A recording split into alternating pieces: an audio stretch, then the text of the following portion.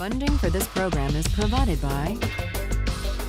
Additional funding provided by.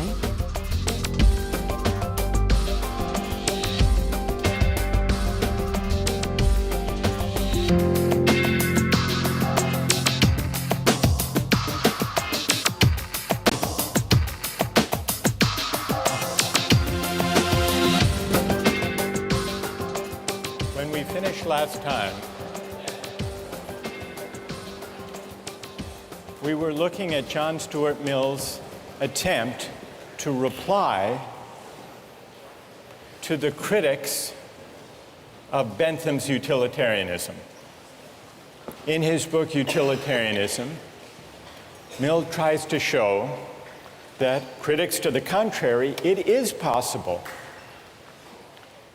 within the utilitarian framework to distinguish between higher and lower pleasures. It is possible to make qualitative distinctions of worth, and we tested that idea with the Simpsons and the Shakespeare excerpts. And the results of our experiment seem to call into question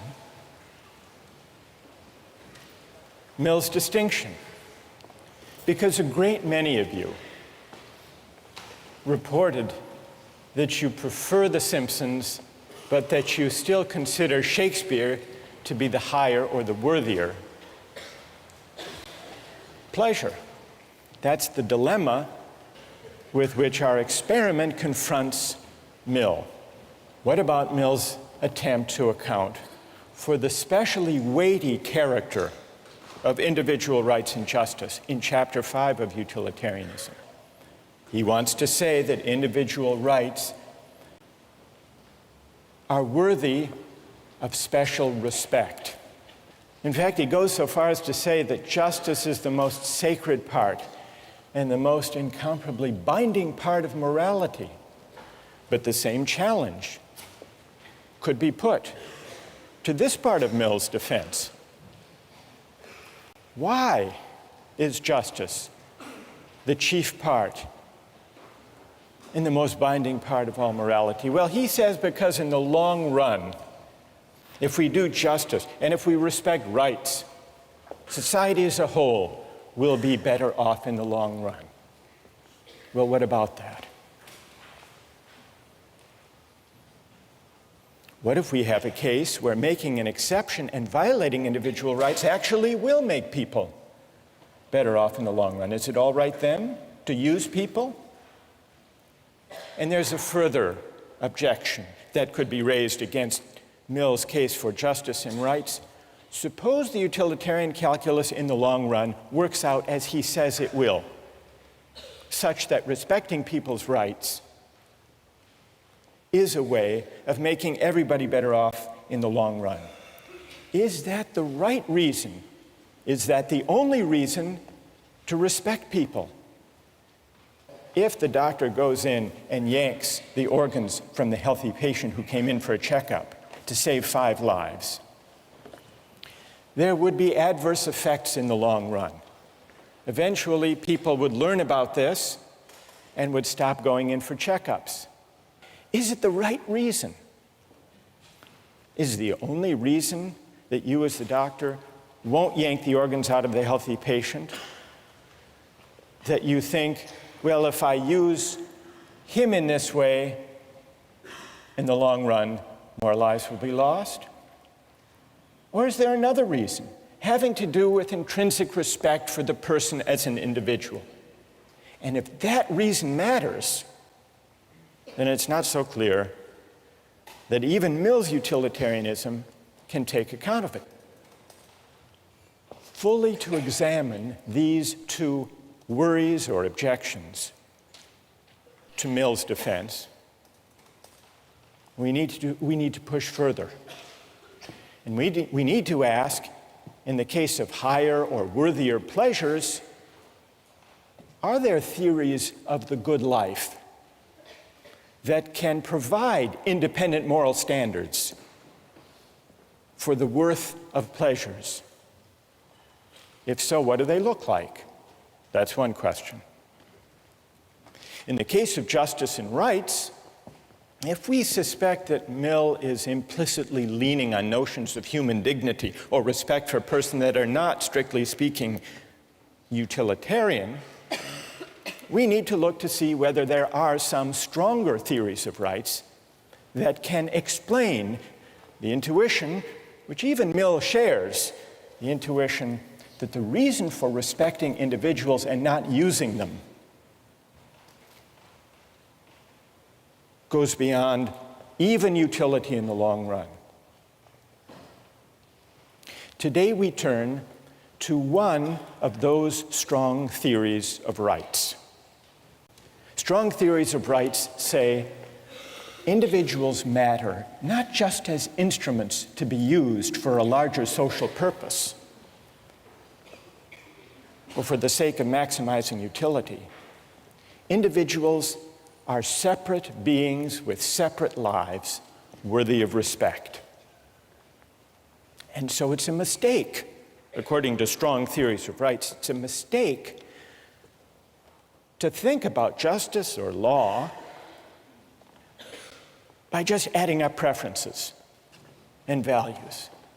The strong rights theory we turn to today is libertarianism. Libertarianism takes individual rights seriously. It's called libertarianism because it says the fundamental individual right is the right to liberty. Precisely because we are separate individual beings, we're not available to any use that the society might desire or devise. Precisely because we are individual, separate human beings, we have a fundamental right to liberty. And that means a right to choose freely, to live our lives as we please, provided we respect other people's rights to do the same. That's the fundamental idea. Robert Nozick, one of the libertarian philosophers we read for this course, puts it this way: individuals have rights.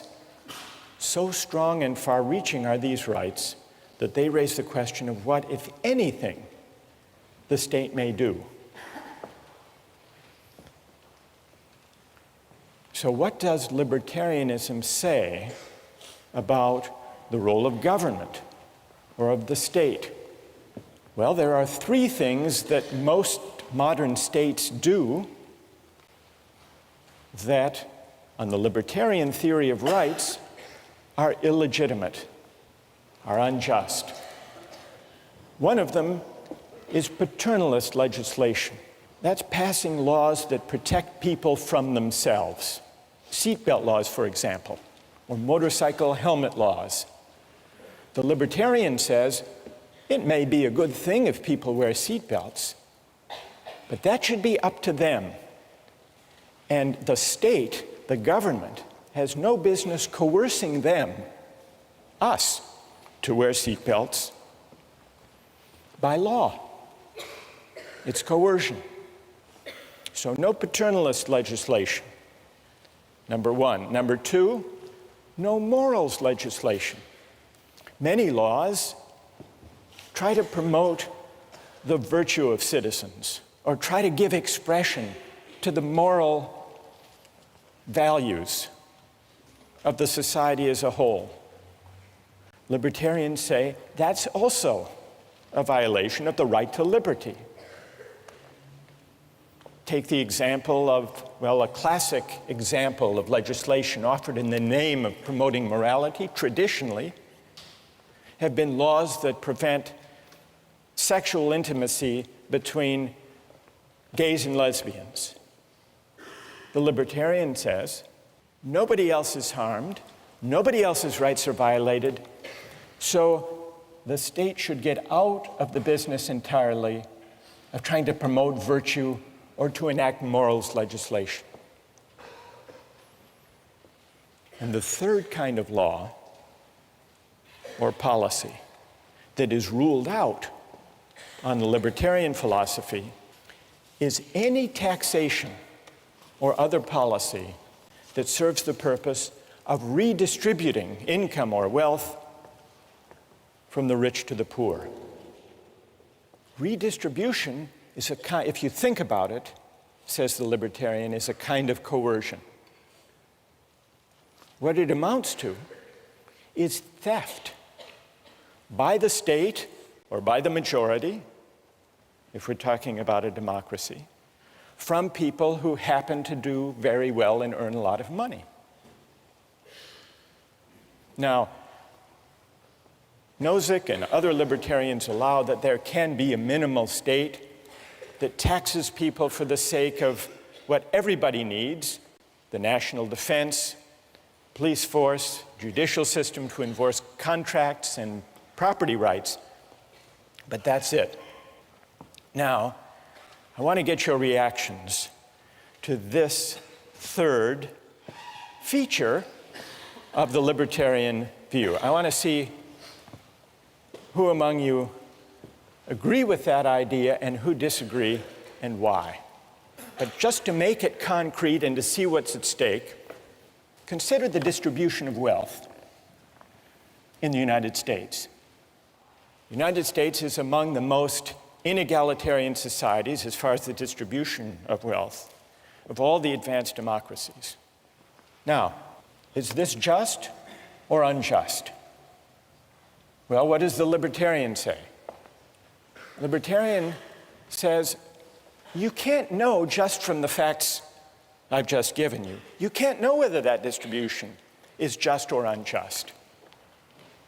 You can't know just by looking at a pattern or a distribution or a result whether it's just or unjust.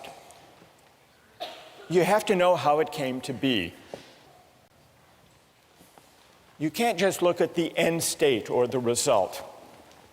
You have to look at two principles. The first he calls justice in acquisition, or in initial holdings. And what that means simply is, did people get the things they used to make their money fairly? So we need to know, was there justice in the initial holdings? Did they steal the land or the factory or the goods that enabled them to make all that money? If not, if they were entitled to whatever it was that enabled them to gather the wealth, the first principle is met. The second principle is, did the distribution arise from the operation of free consent? People buying and trading on the market. As you can see, the libertarian idea of justice corresponds to a free market conception of justice.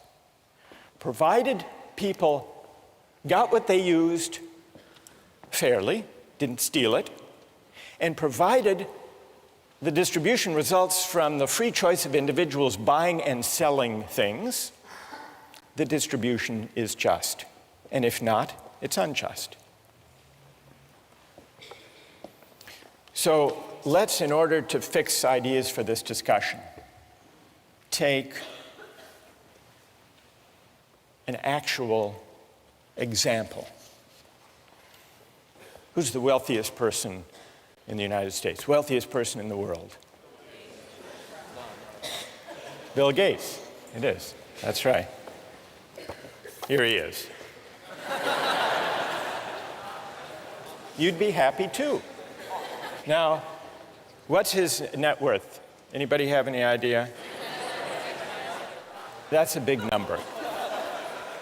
During the Clinton years, remember there was a controversy. Donors, big campaign contributors, were invited to stay overnight in the Lincoln bedroom at the White House. I think if you contributed $25,000 or above, someone figured out at the median contribution that got you invited to stay a night in the Lincoln bedroom, Bill Gates could afford to stay in the Lincoln bedroom every night for the next 66,000 years.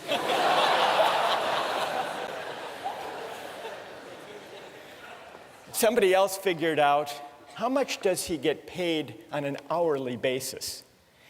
And so they figured out, since he began Microsoft, suppose he worked, 14 hours per day. Reasonable guess. And you calculate this net wealth. it turns out that his rate of pay is over $150, not per hour, not per minute, $150, more than $150 per second. Which means that if on his way to the office, Gates noticed a $100 bill on the street, it wouldn't be worth his time to stop and pick it up. Now, most of you will say, someone that wealthy, surely we can tax them to meet the pressing needs of people who lack an education or lack enough to eat or lack decent housing. They need it more than he does. And if you were a utilitarian, what would you do? What tax policy would you have? You'd redistribute in a flash, wouldn't you? Because you would know, being a good utilitarian, that taking a small amount, he's scarcely going to notice it, but it will make a huge improvement in the lives and in the welfare of those at the bottom. But remember, the libertarian theory says we can't just add up and aggregate preferences and satisfactions that way.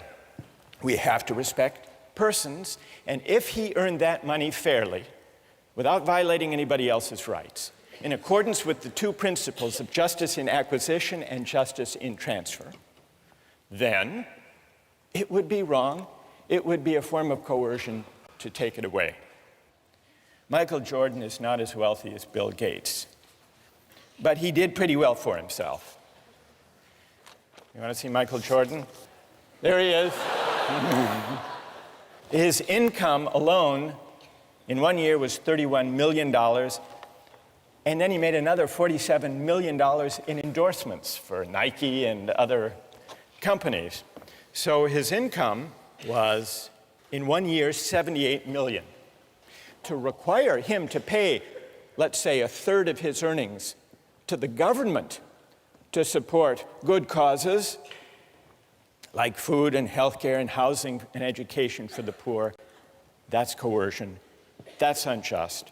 That violates his rights. And that's why redistribution is wrong. Now, how many agree with that argument? Agree with the libertarian argument that redistribution for the sake of trying to help the poor is wrong? And how many disagree with that argument? All right, let's begin with those who disagree. What's wrong with the libertarian case against redistribution? Yes. I think these people like Michael Jordan have received, we're talking about working within a society, and they received a larger gift from the society, and they have a larger obligation in return to give that through redistribution. You know, you can say that Michael Jordan may work just as hard as someone who works, doing laundry 12 hours, 14 hours a day, but he's receiving more. I don't think it's fair to say that, it's all on his inherent, hard work. All right. Let's hear from defenders of libertarianism. Why would it be wrong in principle to tax the rich to help the poor? Go ahead. My name's Joe, and I collect skateboards. I've since bought 100 skateboards. I live in a society of 100 people. I'm the only one with skateboards. Suddenly, everyone decides they want a skateboard. They come into my house, they take 99 of my skateboards. I think that is unjust. Now, I think in certain circumstances, it becomes necessary to overlook that injustice, perhaps condone that injustice, as in the case of the cabin boy being killed for food. If people are on the verge of dying, perhaps it is necessary to overlook that injustice, but I think it's important to keep in mind that we're still committing injustice by taking people's belongings or assets. Are you saying that taxing Michael Jordan, say at a 33% tax rate, for good causes, to feed the hungry, is theft? I think it's unjust. Yes, I do believe it's theft, but perhaps it is necessary to condone that theft. But it's theft. Yes.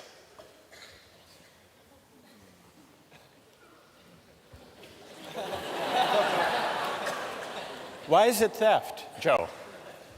Because Why is it like your collection of skateboards? it's theft because, at least in my opinion and by the libertarian opinion, he earned that money fairly, and it belongs to him. So to take it from him is by definition theft. All right, let's hear if there's, who wants to reply to Joe? Yes, go ahead. I don't think this is necessarily a case in which you have 99 skateboards and the government, or you have 100 skateboards and the government's taking 99 of them.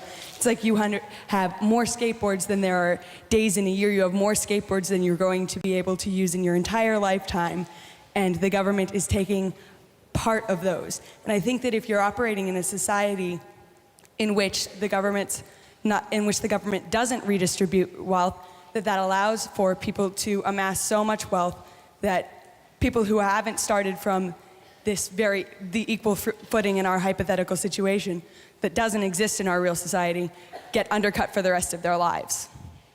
So you're worried that if there isn't some degree of redistribution, if some are left at the bottom, there will be no genuine equality of opportunity. All right? The idea that taxation is theft. Nozick takes that point one step further. He agrees that it's theft. He's more demanding than Joe. Joe says it is theft. Maybe in an extreme case it's justified. Maybe a parent is justified in stealing a loaf of bread to feed his or her hungry family. So Joe is what would you call yourself, a compassionate quasi-libertarian? Nozick says, if you think about it, taxation amounts to the taking of earnings. In other words, it means taking the fruits of my labor.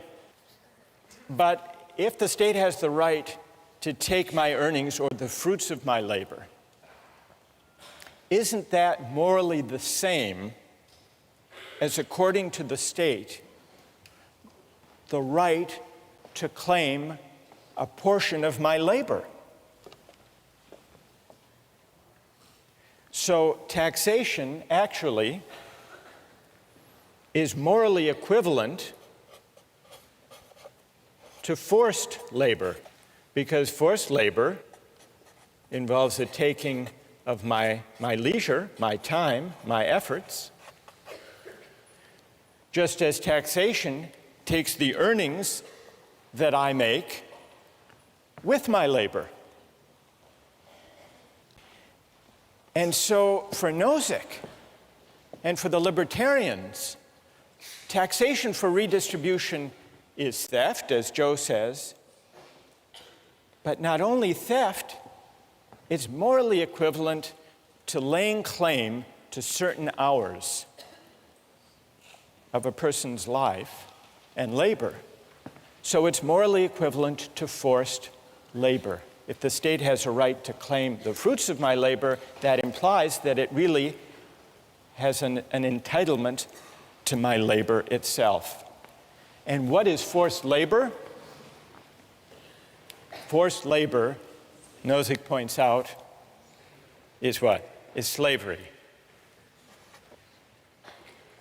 Because if I don't have the right, the sole right to my own labor, then that's really to say that the government or the political community is a part owner in me.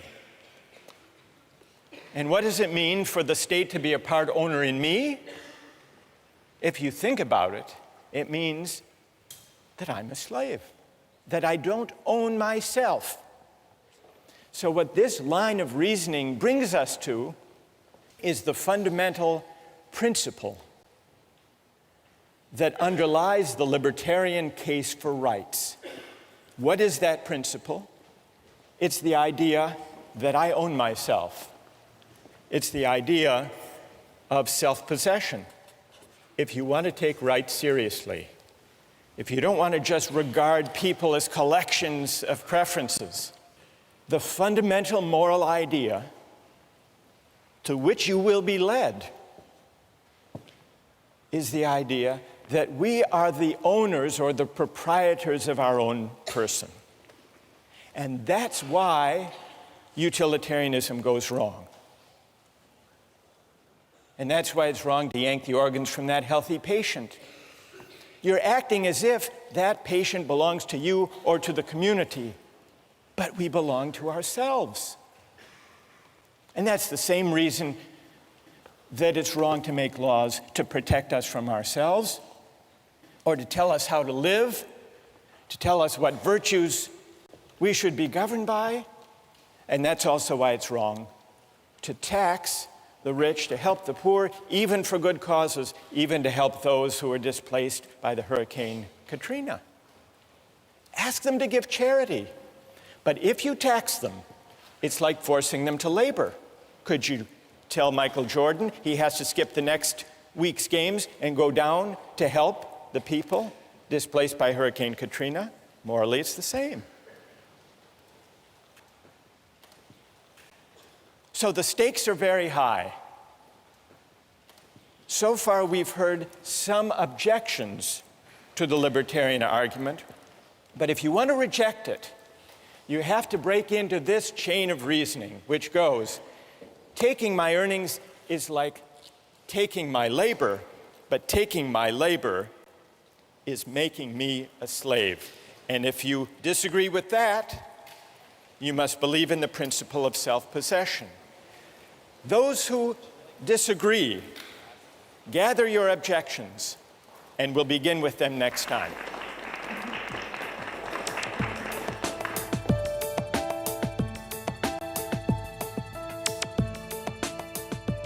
Anyone like to take up that point?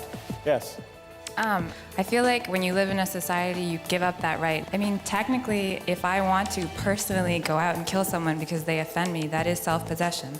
Because I live in a society, I cannot do that. Victoria, are you questioning the fundamental premise of self-possession? Yes. I think that you don't really have self-possession if you choose to live in a society because you cannot just discount the people around you. We were talking last time about libertarianism. I want to go back to the arguments for and against the redistribution of income. But before we do that, just one word about the minimal state. Milton Friedman, the libertarian economist, he points out that many of the functions that we take for granted as properly belonging to government don't. They are paternalist. One example he gives is Social Security. He says it's a good idea for people to save for their retirement during their earning years, but it's wrong. It's a violation of people's liberty for the government to force everyone, whether they want to or not, to put aside some earnings today for the sake of their retirement. If people want to take the chance, or if people want to live big today and live a poor retirement, that should be their choice. They should be free to make those judgments and take those risks. So even Social Security would still be at odds with the minimal state that Milton Friedman argued for. It's sometimes thought that collective goods like police protection and fire protection will inevitably create the problem of free riders unless they're publicly provided. But there are ways to prevent free riders. There are ways to restrict even seemingly collective goods like fire protection. I read an article a while back about a private fire company, the Salem Fire Corporation in Arkansas. You can sign up with the Salem Fire Corporation, pay a yearly subscription fee, and if your house catches on fire, they will come and put out the fire. But they won't put out everybody's fire. They will only put it out if it's a fire in the home of a subscriber, or if it starts to spread and to threaten the home of a subscriber. The newspaper article told the story of a homeowner who had subscribed to this company in the past, but failed to renew his subscription. His house caught on fire. The Salem Fire Corporation showed up with its trucks and watched the house burn, just making sure that it didn't spread. The fire chief was asked, well, he wasn't exactly the fire chief, I guess he was the CEO. He was asked, how can you stand by with fire equipment and allow a person's home to burn? He replied, once we verified there was no danger to a member's property, we had no choice but to back off according to our rules. If we responded to all fires, he said, there would be no incentive to subscribe. The homeowner, in this case, tried to renew his subscription at the scene of the fire, but the head of the company refused.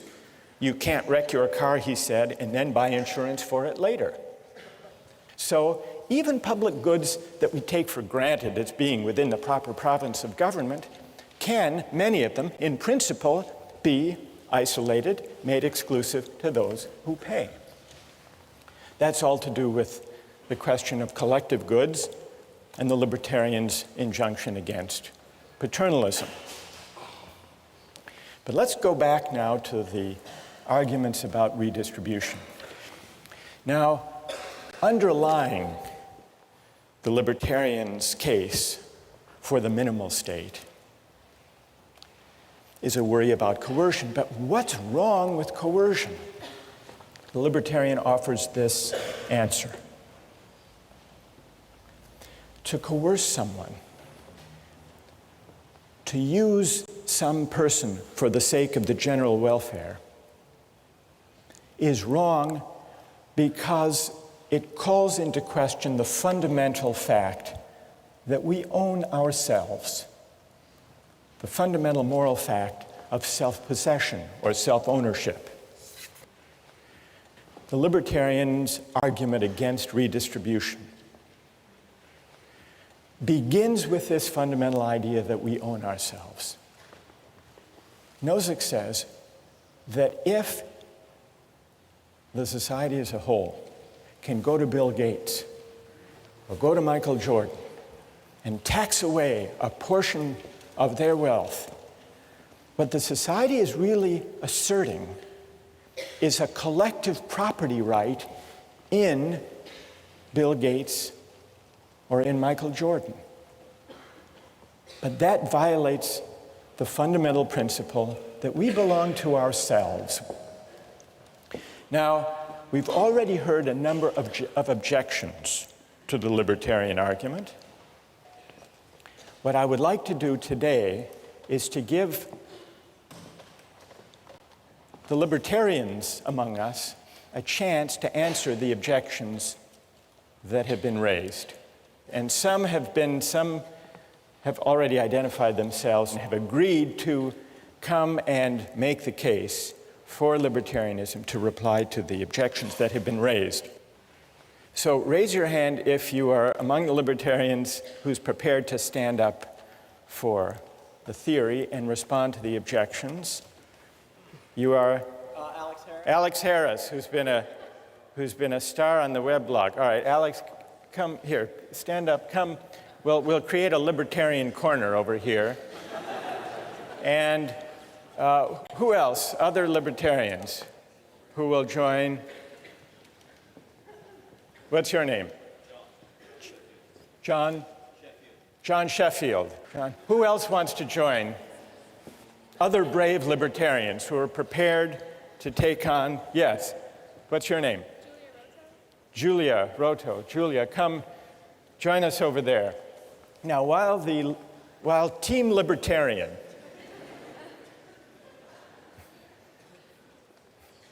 Julia, John, Alex. While Team Libertarian is gathering over there, let me just summarize the main objections that I've heard in class and on the website. Objection number one. And here, I'll come down to, I want to talk to Team Libertarian over here. So, objection number one is that the poor need the money more. That's an obvious objection. A lot more than do Bill Gates and Michael Jordan. Objection number two, it's not really slavery to tax, because at least in a democratic society, it's not a slaveholder, it's Congress. It's a democratic, you're smiling, Alex, already. You're confident you can reply to all of these? So, taxation by consent of the governed is not coerced. Third, some people have said, don't the successful, like Gates, owe a debt to society for their success that they repay by paying taxes? Who wants to respond to the first one? The poor need the money more. All right. And you're? John. John. All right, John. What's the answer? Here, I'll hold it. All right. The poor need the money more. That's quite obvious. I could use the money. You know, I certainly wouldn't mind if Bill Gates gave me $1 million. I mean, I'd take 1,000. But at some point, you have to understand that the benefits of redistribution of wealth don't justify the initial violation of the property right.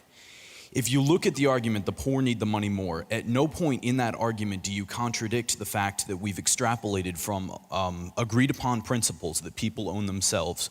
We've extrapolated that people have property rights.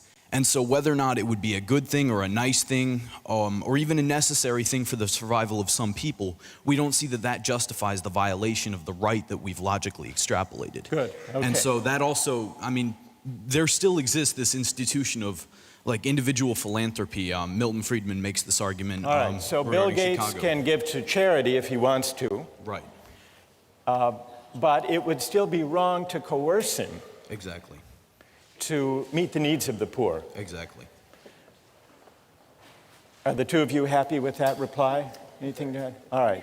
Go ahead, Julie. I think, Julia, yes. Julia. I think I could also add, I guess I could add that there's a difference between needing something and deserving something. I mean, in an ideal society, everyone's needs will be met, but here we're arguing what do we deserve as a society. And, yeah. And the poor don't deserve the benefits that would flow from taxing Michael Jordan to help them. Based on what we've come up with here, I don't think you deserve something like that. All right, let me push you a little bit on that, Julia. The victims of Hurricane Katrina are in desperate need of help. Would you say that they don't deserve help that would come from the federal government through taxation? Okay, that's a difficult question. I think this is a case where they need help, not deserve it. But I think, again, if you hit a certain level of requirements to reach sustenance, you're going to need help. Like if you don't have food or a place to live, that's a case of need. So need is one thing, and desert is another. Exactly. All right. Who would like to reply?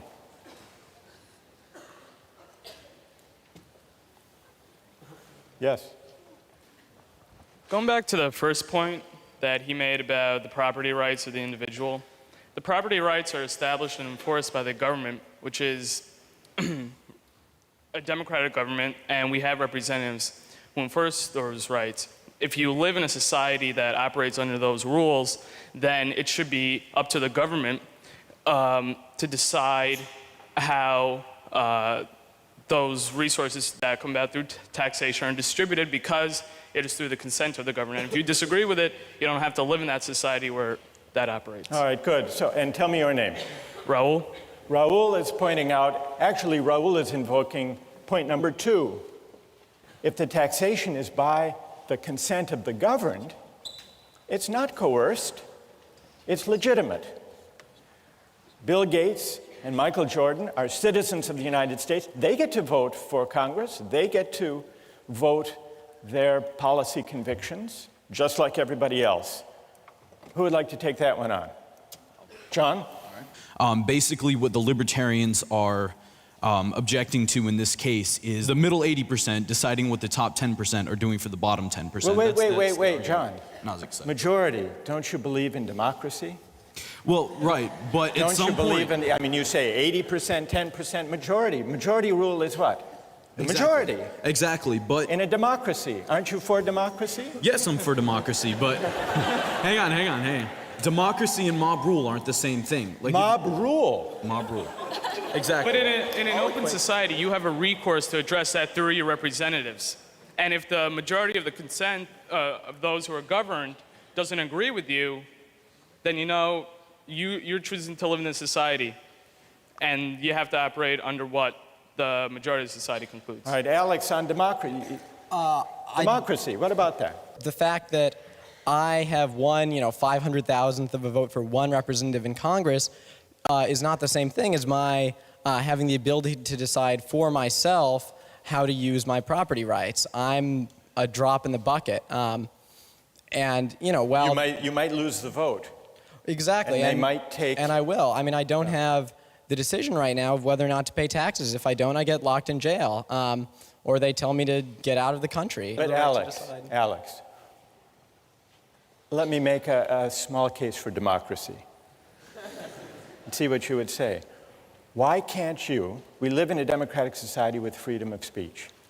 Why can't you take to the hustings, persuade your fellow citizens that taxation is unjust, and try to get a majority? I don't think that people should have to convince 280 million others simply in order to exercise their own rights, in order to not have their self-ownership violated. I think people should be able to do that without having to convince 280 million people. Does that mean you're against democracy as a whole?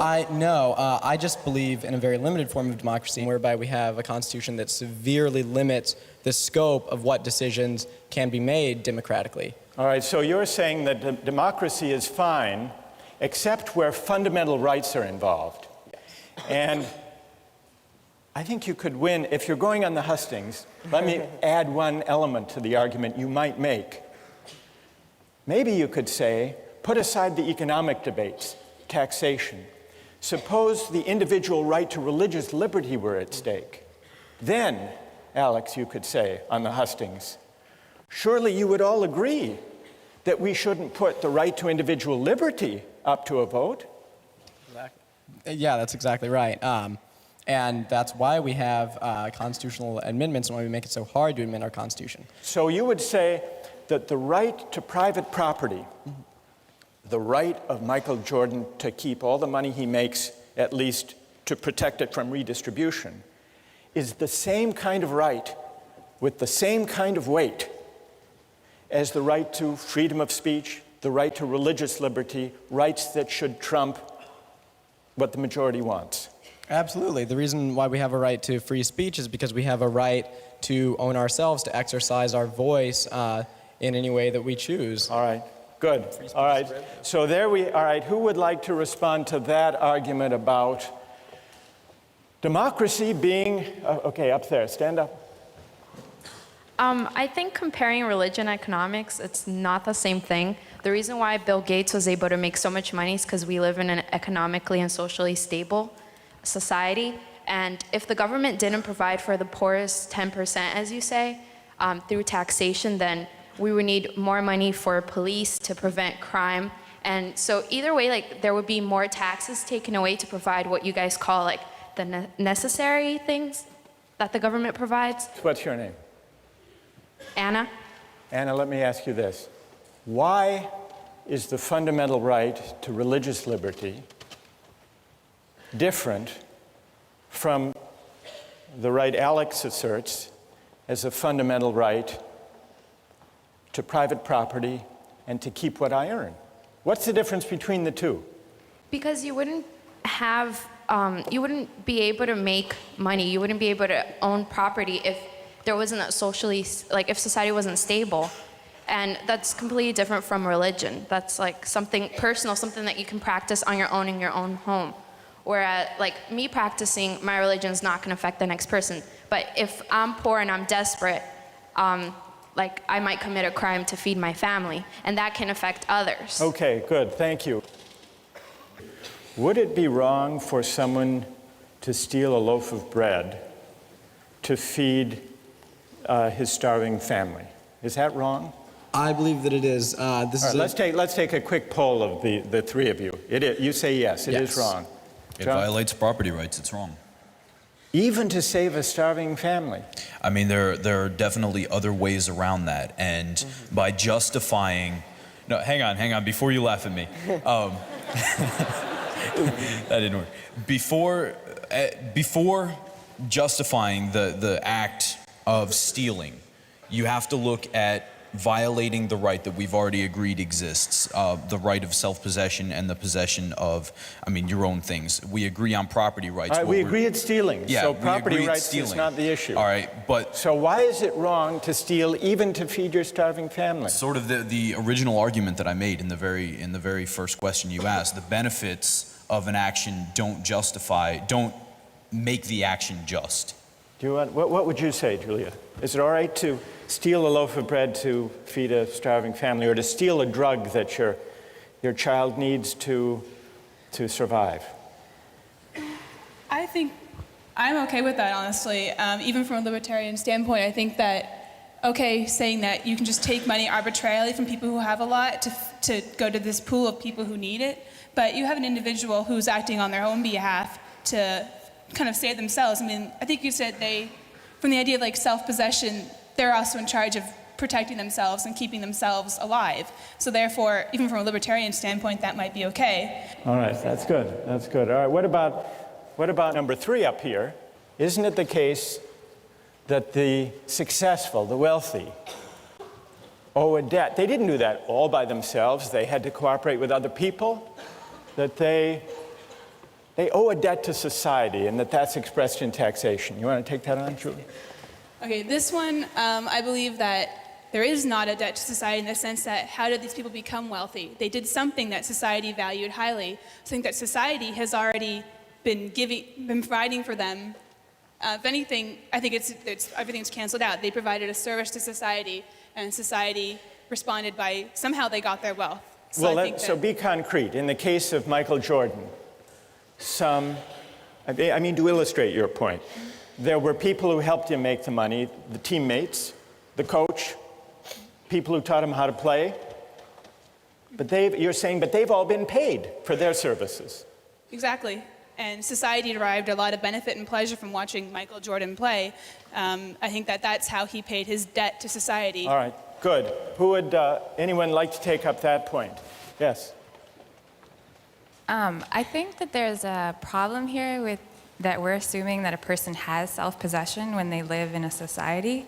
I feel like when you live in a society, you give up that right. I mean, technically, if I want to personally go out and kill someone because they offend me, that is self-possession. Because I live in a society, I cannot do that. I think it's kind of equivalent to say, because I have more money, I have resources that can save people's lives. Is it not okay for the government to take that from me? It's self-possession only to a certain extent because I'm living in a society where I have to take account of the people around me. So are you questioning, what's your name? Victoria. Victoria, are you questioning the fundamental premise of self-possession? Yes. I think that you don't really have self-possession if you choose to live in a society because you cannot just discount the people around you. All right, I want to quickly get the response of the Libertarian team to the last point. The last point builds on, well, maybe it builds on Victoria's suggestion that we don't own ourselves, because it says that Bill Gates is wealthy, that Michael Jordan makes a huge income, isn't wholly their own doing. It's the product of a lot of luck.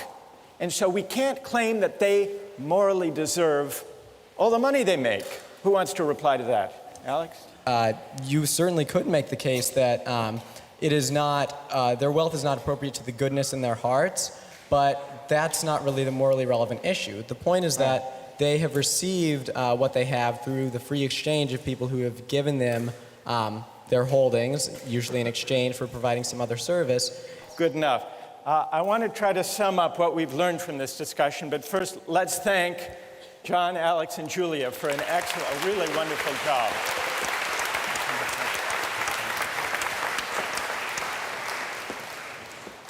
Toward the end of the discussion just now, Victoria challenged the premise of this line of reasoning, this libertarian logic. Maybe, she suggested, we don't own ourselves after all. If you reject the libertarian case against redistribution, there would seem to be an incentive to break into the libertarian line of reasoning at the earliest, at the most modest level, which is why a lot of people disputed that taxation is morally equivalent to forced labor. But what about the big claim, the premise, the big idea underlying the libertarian argument? Is it true that we own ourselves? Or can we do without that idea and still avoid what libertarians want to avoid, creating a society and an account of justice where some people can be just used for the sake of other people's welfare or even for the sake of the general good? Libertarians combat the utilitarian idea of using people as means for the collective happiness by saying the way to put a stop to that utilitarian logic of using persons is to resort to the intuitively powerful idea that we are the proprietors of our own person. That's Alex and Julia and John and Robert Nozick. What are the consequences for a theory of justice and an account of rights of calling into question the idea of self-possession? Does it mean that we're back to utilitarianism and using people and aggregating preferences and pushing the fat man off the bridge? Nozick doesn't himself fully develop the idea of self-possession. He borrows it from an earlier philosopher, John Locke. John Locke accounted for the rise of private property from the state of nature by a chain of reasoning very similar to the one that Nozick and the libertarians use. John Locke said, private property arises because when we mix our labor with things, unowned things, we come to acquire a property right in those things. And the reason is that we own our own labor. And the reason for that, we are the proprietors, the owners of our own person. And so in order to examine the moral force of the libertarian claim that we own ourselves, we need to turn to the English political philosopher John Locke and examine his account of private property and self-ownership. And that's what we'll do next time.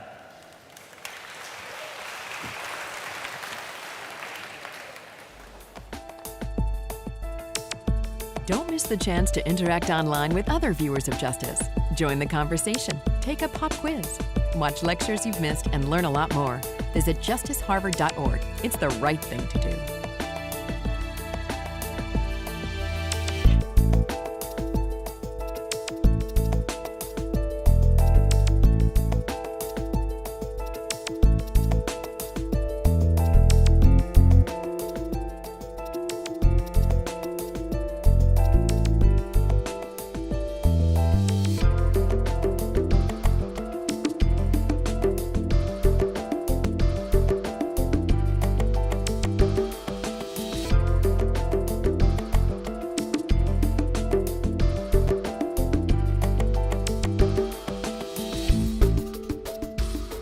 Funding for this program is provided by Additional funding provided by